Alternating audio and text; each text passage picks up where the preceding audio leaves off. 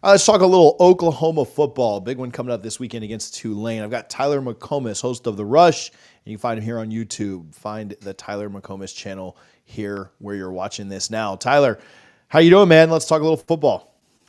Man, I'm ready. It's been they're 2-0, but it feels like a disaster around here if you ask the fan base. Everyone's freaking out, everyone's panicking. You want to talk about this Tulane game, and there's a lot of people around here that think that they could lose that Tulane game coming up on Saturday. Yeah, well, before we get to that, we'll look backward. I saw you tweeted post game thoughts, concerned highly Yeah. after that Houston game. 1 to 10. Are you a 9 or 10? Like what? After that was immediate, right? After a few days, rewatch thoughts, maybe talking with some people. What are your thoughts right now as we sit kind of midweek, coming out of coming out of Houston, heading into Tulane? Yeah, I mean, I'm concerned, man. I don't know if I'm at a 10 right now, but am I like at a solid 7.5 or an 8? Yeah. Now it's not like the entire team is bad because the defense, in fact, is what I thought the defense was going to be coming into this year. The defense was really good, and if you haven't been paying attention to Oklahoma recently, this is a program that's now a defensive-led program. The problem is that though they've made the shift to the defense, the offense isn't anything remotely close to where it was before Brent Venables took over. And that's where my concern's at because the offense it's bad. It's been bad. And sometimes with an offense, if you've got some real issues, you can normally point to just one thing, right? Well, it's the quarterback or it's the offensive coordinator or God, man, we can't run block or we can't pass block, we can't do anything up front. Here's the problem, TJ. The offensive line's an issue. The wide receivers aren't getting separation outside Deion Burks.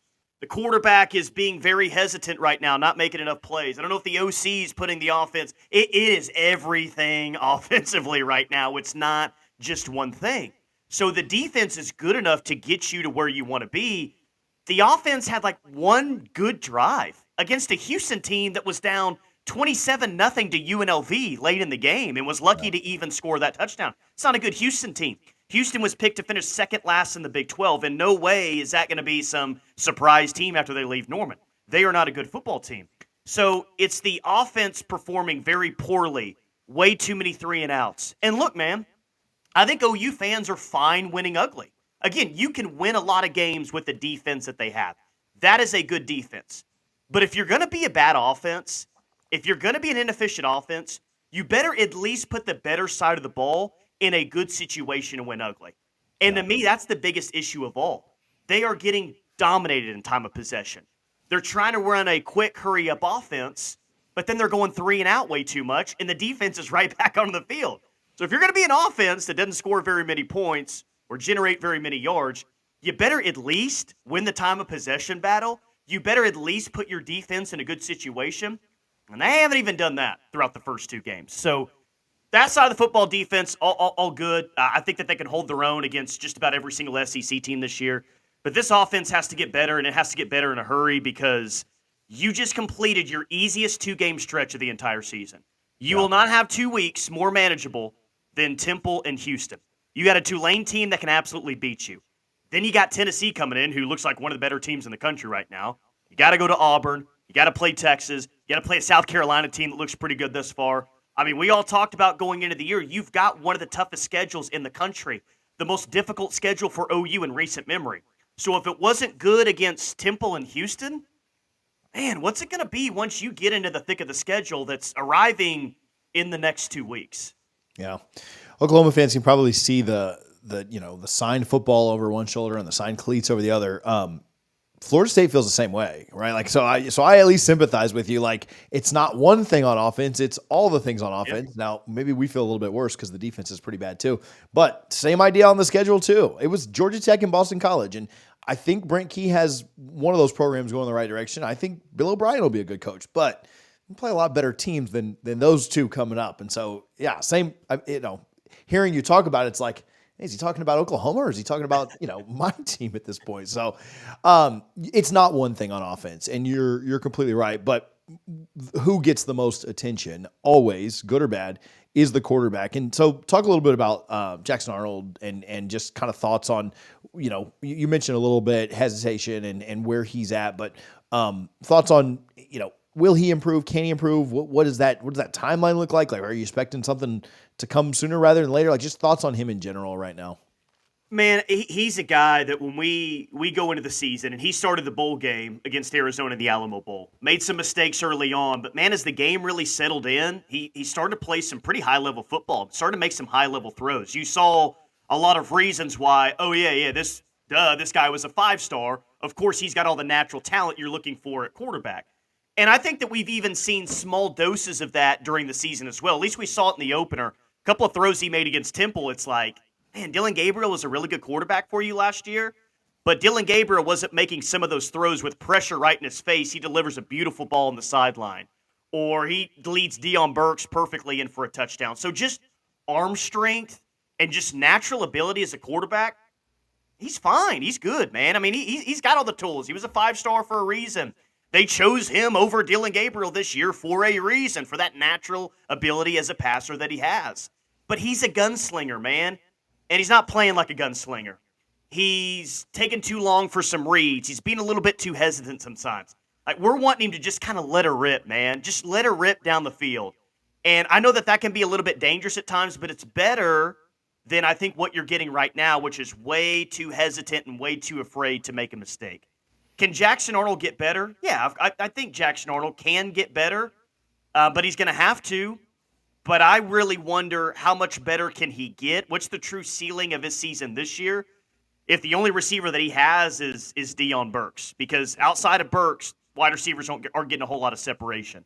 And more than anything, they're struggling to run the football. They're struggling to run the football against Temple and Houston. So how good can a first-year starter be, first year in the SEC, if the dude has no run game to speak of? I think he can be better because of the natural abilities that he has. I mean, I think the ceiling's really high with him. But at some point, the situation around him has really got to come together. He's got to cut it loose a little bit, or we're going to be talking about the same issues with this offense all year long. And being your first year in the SEC, needing to make a good impression, you've got a talented true freshman behind him and Michael Hawkins Jr.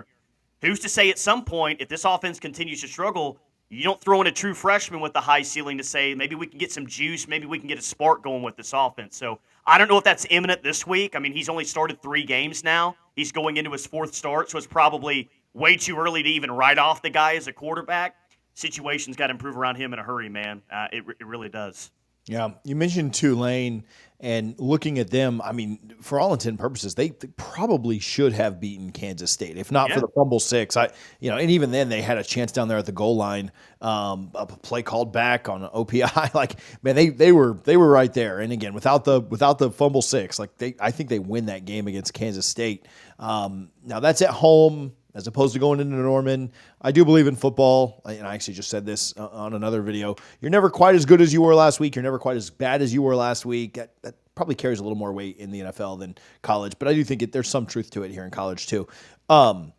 So Tulane certainly is capable, but thoughts just on the matchup, on the game, they certainly could go into Norman and get a win. I don't know that I'm expecting that.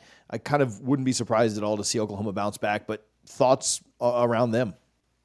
Yeah, you're right. It felt like they controlled the majority of that Kansas State game. What were they up 20-10 at half, and maybe going down there for the winning score until K-State has the scoop and score to go win that game. But I mentioned time of possession to you earlier, and I think that's been an issue for OU for going on 3 years now. That the offense just put the defense in terrible situations. But I mentioned time of possession because it's been a real issue so far this year with so many quick 3-and-outs. Well, Tulane really dominated the time of possession against Kansas State. And I think that they are more than capable of, man, their offense being out there 38, 40 minutes of the football game. Like, that can't happen, man. That's not a sustainable way to win in college football, and that's not a way that you're going to win on Saturday. So do I think OU is going to find a way to win this game? I do. I mean, golly, they are beat up right now. They are beat up on the offensive line. They are beat up at wide receiver right now. I mean, the guy that I thought that was going to be your 3rd wide receiver this year broke his foot in the first game. He's out. Jalil Farouk, who started, broke his foot in the first game. He did start. The other guy who I thought was going to be wide receiver number 3, he got hurt in the preseason. He's out for the year. Nick Anderson, who is slated to be your second best receiver this year, caught the game-winning touchdown pass against Texas last year. He hasn't played it down yet, and we'll see if he's back this week or not. So they're just a beat-up offense. They're a beat-up team with not a whole lot of confidence, but they've got to string together some drives, man. They've got to. They've got to have some drives that are more than 4 or 5 plays. They've got to have drives that are more than just 45 seconds, a minute 12, all that. Yeah. They're going to have to keep this. It's not even about keeping the Tulane offense on the sideline. It's more about keeping OU's defense on the sideline and not consistently putting them in tough situations. So I'm expecting a close game, man. I am. Now, one thing I find interesting is, this line got out on Sunday, and it was OU minus 14. And OU fans were, my 14-point favorites. Who's to say we're going to score 14 points, right? Are you serious? And I look at scoresandodds.com, and as of yesterday, like 95% of the money was on Tulane plus 14. Now, Vegas, I'm sure, just like I do. Normally, when that many people are on one side, even when I'm expecting a close game, somehow OU opens it up offensively and ends up covering that spread. Yeah. I still think it's going to be a close game because I think that this is by far and away the best opponent that you've played thus far.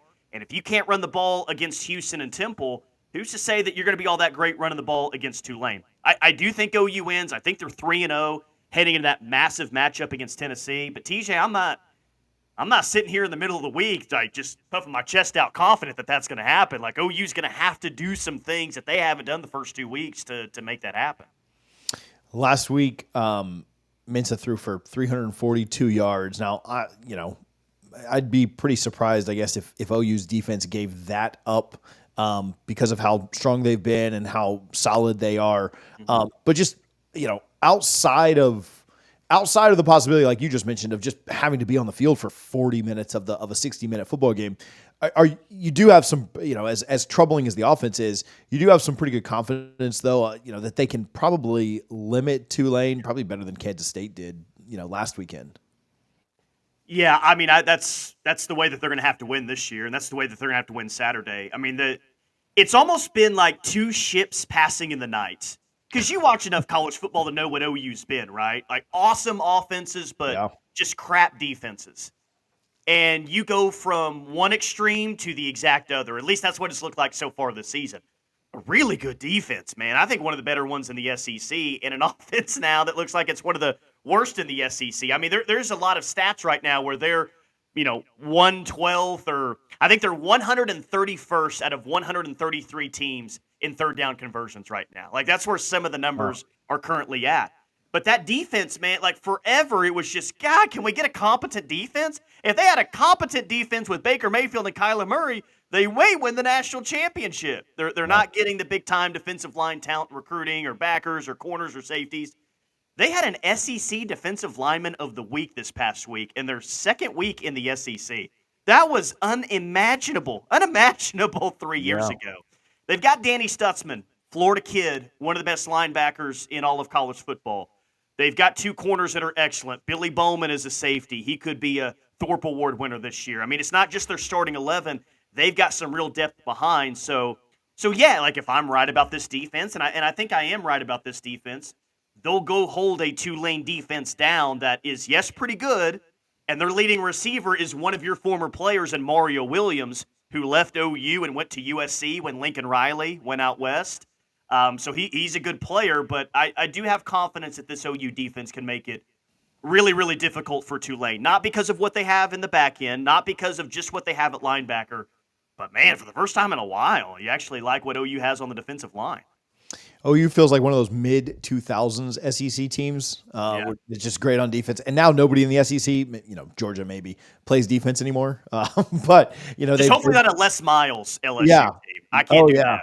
Yeah. And so they certainly feel like they flipped. And speaking of Baker, I was at the Bucks game, and, man, what a day for him on Sunday.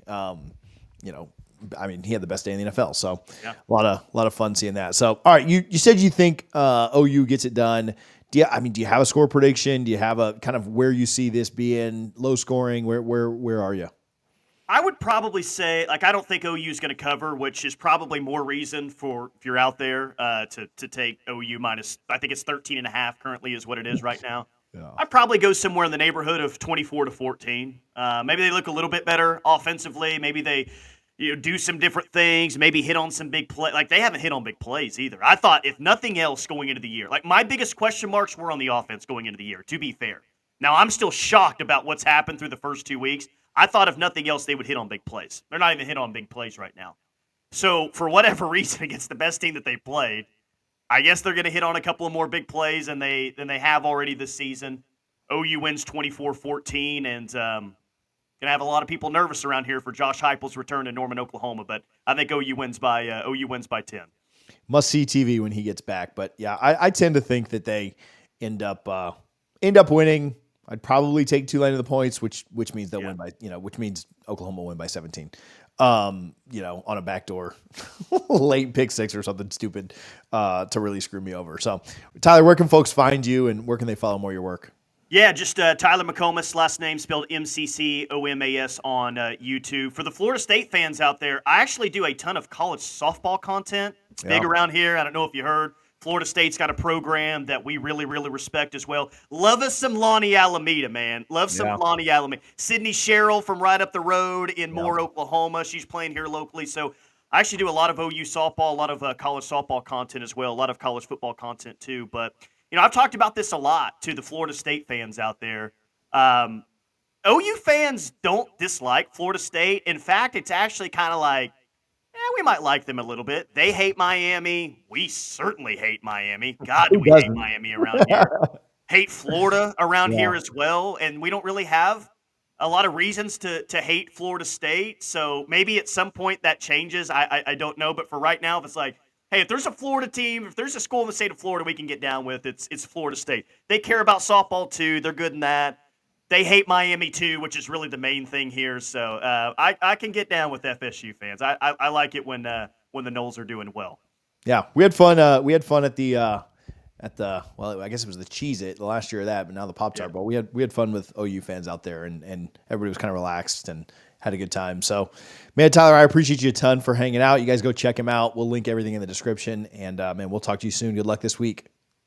Thanks, man. Anytime.